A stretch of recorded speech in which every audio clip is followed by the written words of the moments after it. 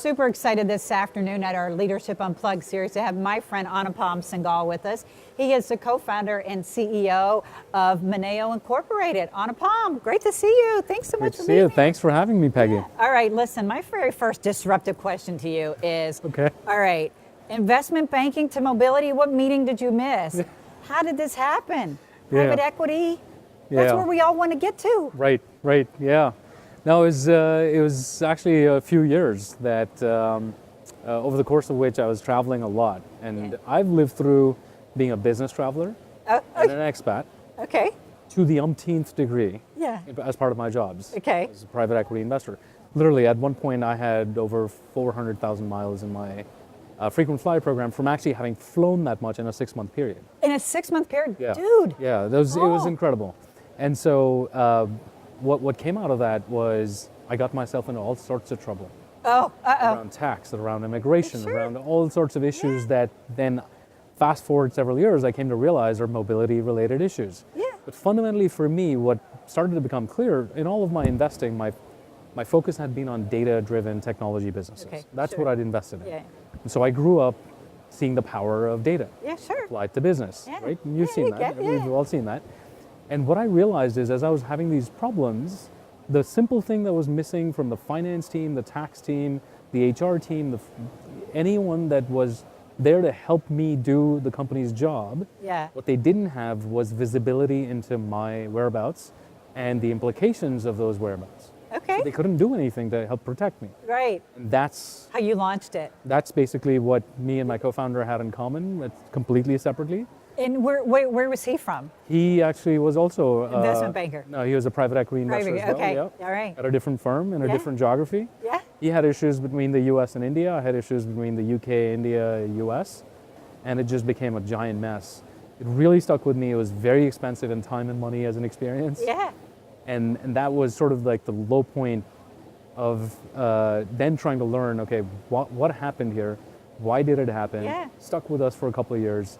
And then it dawned upon us, okay, this was a data problem and we needed to solve it because we couldn't see anybody else doing anything about it. You know what I find so fascinating from our industry and talking to colleagues and entrepreneurs and just spirited, disruptive, great individuals like yourself, is that most of them came by saying they had an empathetic lens and it was painful. And so they thought, they looked around, right, and said, nobody's solving this, well, why not me, right? You know, so, all right, here you are, you've been in this industry for years, got a great company going. Where is the why not me that we're missing? How do we stop from sort of missing it again? So I think, you know, what's really interesting and exciting for me is this space, mobility, HR generally, is going through a pretty significant change, pretty significant transformation, like you've said, be bold and such. And what's happening there is a couple of different things. One, there's a major demographic shift flowing through, which everyone has talked about. And the second thing is that technology is advancing at a pace that we really haven't seen before. And the application of those technologies to real life is at a pace and a scale that we haven't seen before, right? In the short, compressed time frame, we've gone from having things that were truly pieces of science fiction around self-driving cars and assistants that behave ambiently, may not be fully ambient, but they behave ambiently, to actually having them in our living rooms and having them on the streets. And that is happening in the consumer space, but that is very quickly translating into the enterprise. And so what you're really seeing is part of the reason why I looked at this and my co-founder looked at this and we said, okay, well, we need to solve this, is because I think the people that are in that situation, sometimes it's hard to realize it when it's happening. I think you made a point earlier today in one of the sessions is you can't see the trees from the forest, or you can't see the forest from the trees, right? And so you need that perspective. And I think with us being outsiders, maybe we had that. We came at it from a mobility perspective at the time, which was, wait, business travelers has nothing to do with mobility. What are you talking about? Right. Which was our bad experience. And so we came at it from that lens, which had nothing to do with the traditional mobility archetypes within the industry.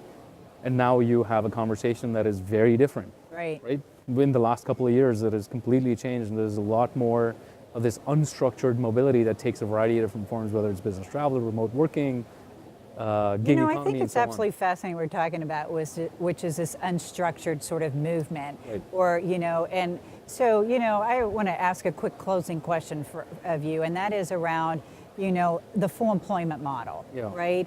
And we teased out a little bit of a conversation earlier today around this, and that what do you see happening in the next 3 years or 1 to 3 years? Because I see nothing on the horizon suggesting the full employment model is going to lessen. Right. So what do you see that means for mobility? Does that help elevate us? Yeah. Does that push us further into the corner? Right. Well, it really, in part, depends on what role mobility decides to take or not. Yeah. Right. Or own. We got to go grab it. Yes, you Yeah. got to go grab it, because what is happening is, if you just look at traditional mobility versus unstructured types of Yeah. mobility, in many companies, there's about 10 times the employee population that is mobile on an unstructured basis versus on a structured basis. Yeah. That's And so- yeah. If we keep our universe, if mobility function keeps our universe limited to the structured mobility, well, We know how that ends. over time, that's just not Yeah. going to be a good story. But if you start to realize that this is changing, and sure, it's going to create more work for me, and it's going to be a little bit more burdensome in the near term, but this allows me to expand my scope That's the horizon. and engage with the organization in the talent objectives, Yeah. which are really there to achieve the business objective. That elevates you. Yeah, that stitches it. That stitches So it's it. really, I think it's a choice that we get to make, and a decision. And I think if we don't make it, we're foolish. Well, We are. I think we should. Yeah, I think we should make that I think we decision. should own it, right? Right, we should own it. Anupam, great to see you, friend. Yeah, Appreciate you absolutely. being here. Absolutely, thanks.